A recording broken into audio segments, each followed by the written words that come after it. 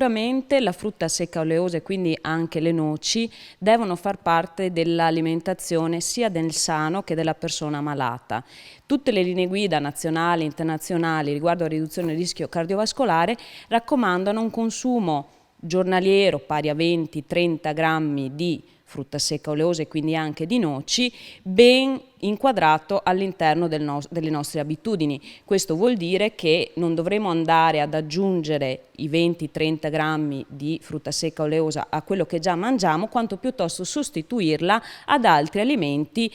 più problematici, come per esempio salumi oppure formaggio. Nella pratica questo può voler dire per esempio che in un'insalata di riso i salumi, würstel o quant'altro, possono essere per esempio sostituiti da grigli di noce, oppure quando prepariamo la macedonia in casa, per aumentare il gusto e per migliorare quindi la salute di tutta la famiglia, ci si può aggiungere piccoli pezzetti di noce, oppure anziché preparare un sugo ai 4 formaggi, possiamo pensare ad esempio a un pesto che preveda frutta secca varia, tra cui anche le noci.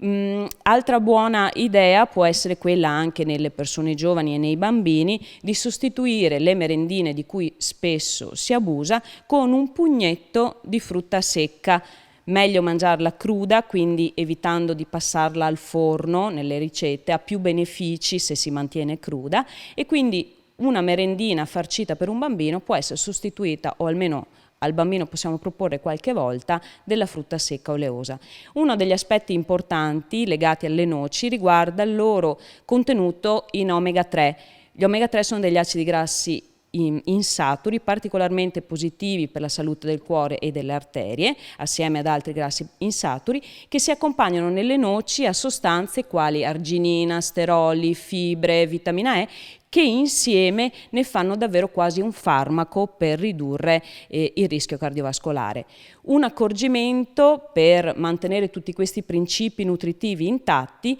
è quello di porre attenzione a dove si conservano le noci, in generale la frutta secca oleosa. Questi principi sono molto sensibili alla luce, alle temperature, per cui un buon consiglio può essere quello di farne piccole scorte da tenere comunque in frigo.